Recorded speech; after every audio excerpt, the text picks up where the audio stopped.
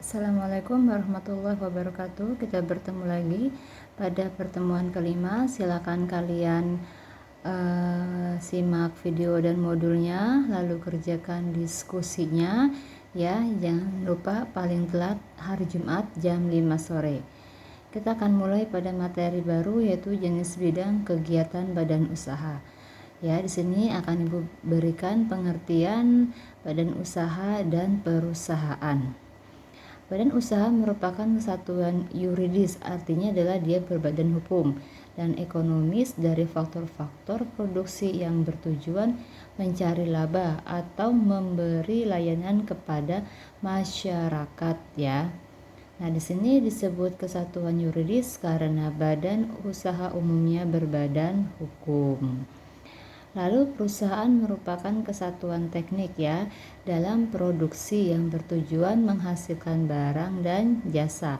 Walaupun tujuan badan usaha dan perusahaan berbeda, sebenarnya perusahaan merupakan bagian dari badan usaha yang tugasnya menghasilkan barang dan jasa. Nah, perusahaan merupakan bagian dari badan usaha ya. Perusahaan merupakan suatu organisasi yang memanfaatkan sumber daya ya seperti bahan baku dan tenaga kerja untuk diproses dalam menghasilkan barang dan jasa atau outputnya itu bagi pelanggan. Nah, sedangkan di sini tujuan perusahaan adalah memaksimalkan laba ya, yaitu selisih antara jumlah yang diterima dari pelanggan dan jumlah yang dikeluarkan untuk membeli sumber daya yang menghasilkan barang atau jasa tersebut ya. Nah, nanti akan Ibu buatkan bagannya perbedaan badan usaha dengan perusahaan ya. Nanti lihat di modulnya.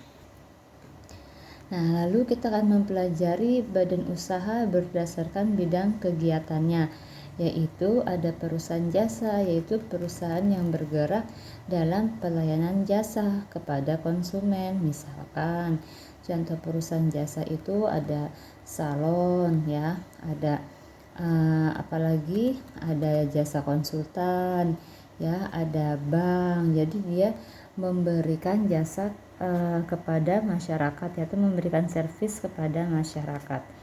Nah, lalu kita akan menuju kepada perusahaan dagang ya. Nah, di sini perusahaan dagang itu adalah badan usaha yang kegiatannya ya membeli barang ya, menyimpan sementara ya, dia tidak mengubah bentuk dan menyalurkan barang dari produsen ke konsumen ya, dengan harapan memperoleh laba besar sebesar selisih antara harga jual dan harga pokok.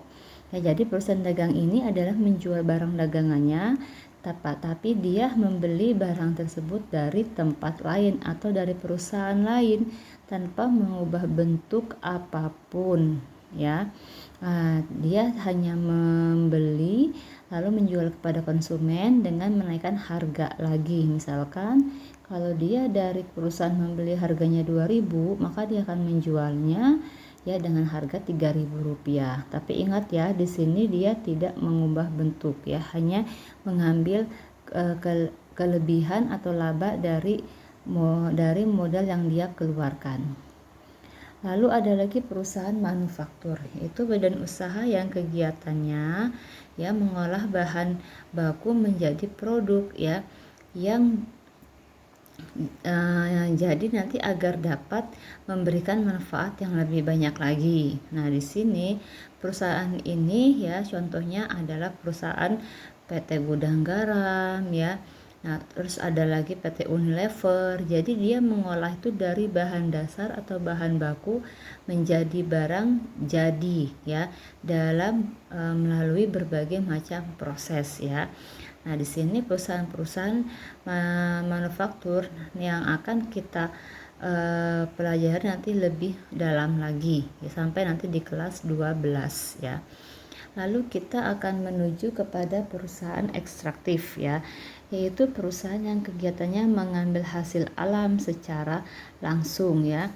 Nah, di sini sehingga menimbulkan manfaat tertentu. Contohnya perusahaan pertambangan, dia akan mengambil hasil tambangnya atau minyaknya, ya perikanan laut, dia akan mengambil hasil lautnya, penebangan kayu ya dari hutan ya. Nah, itu ada lagi perusahaan pendulangan emas ya, dia mengambil emasnya. Jadi di sini ya perusahaan ya yang kegiatannya mengambil hasil alam. Yang terakhir adalah perusahaan agraris, yaitu kegiatannya mengolah alam sehingga dapat memberikan manfaat yang lebih banyak. Contohnya adalah peternakan ya.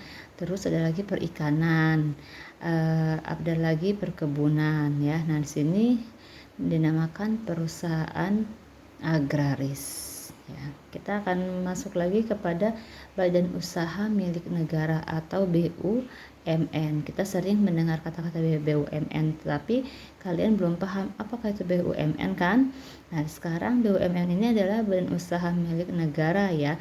Dia adalah badan usaha yang seluruh atau sebagian besar modalnya dimiliki oleh negara melalui pernyataan atau penyertaan secara langsung yang berasal dari kekayaan negara yang dipisahkan ya. Nah, di sini kita akan mempelajari beberapa perusahaan BUMN. Yang pertama adalah perusahaan perseroan ya. Itu BUMN yang berbentuk perseroan terbatas atau PT yang modalnya terbagi dari saham-saham ya yang seluruhnya ya sedikit 51% sahamnya dimiliki oleh negara dengan tujuan untuk mengejar keuntungan ya. Jadi kurang lebih 51% ya. Lalu ada lagi di sini perusahaan perseroan terbuka ya. Kalau tadi ada perusahaan terbatas, di sini adalah perseroan terbuka, yaitu perseroan yang modal dan jumlah pemegang sahamnya memenuhi kriteria tertentu ya. Di sini yang melakukan penawaran umum sesuai dengan peraturan perundang-undangan di pasar modal. Itu adalah perseroan terbuka. Ada lagi perusahaan umum atau perum ya, perusahaan umum atau perum. Di sini seluruh modalnya dimiliki negara dan tidak terbagi atas saham dengan tujuan apa? Yaitu kemanfaatan umum berupa penyediaan barang ya dan atau jasa sekaligus mengejar keuntungan berdasarkan prinsip pengelolaan perusahaan.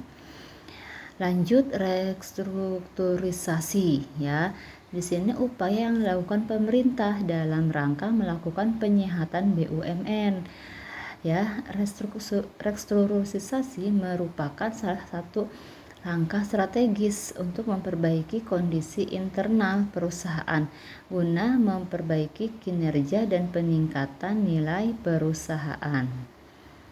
Lalu lanjut ya, privatisasi ya, yaitu penjualan saham Persero baik sebagian maupun seluruhnya kepada pihak lain dalam rangka meningkatkan kinerja dan nilai perusahaan ya, memperbesar manfaat bagi negara dan masyarakat serta memperluas pemilikan saham oleh masyarakat.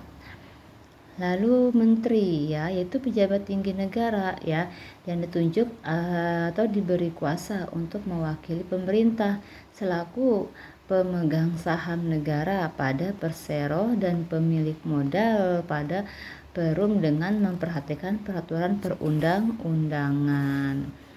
Lalu ada lagi direksi, yaitu perangkat BUMN yang bertanggung jawab atas pengurusan BUMN untuk artinya di sini untuk kepentingan ya dan tujuan BUMN serta mewakili BUMN di dalam ataupun di luar pengadilan jika memang nanti ada permasalahan ya.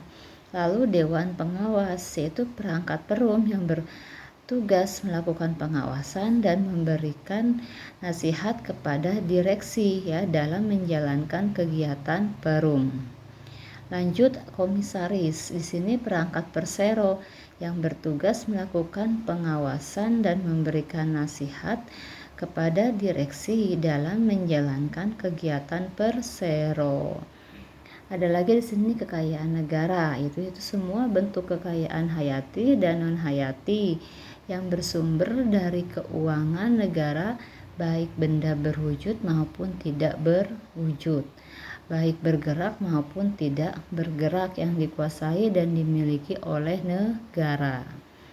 Yang terakhir adalah Menteri Teknis, ya, yaitu menteri yang mempunyai kewenangan mengatur kebijakan sektor tempat BUMN melakukan kegiatan usaha, ya. Nah, sampai di sini untuk materi mengenai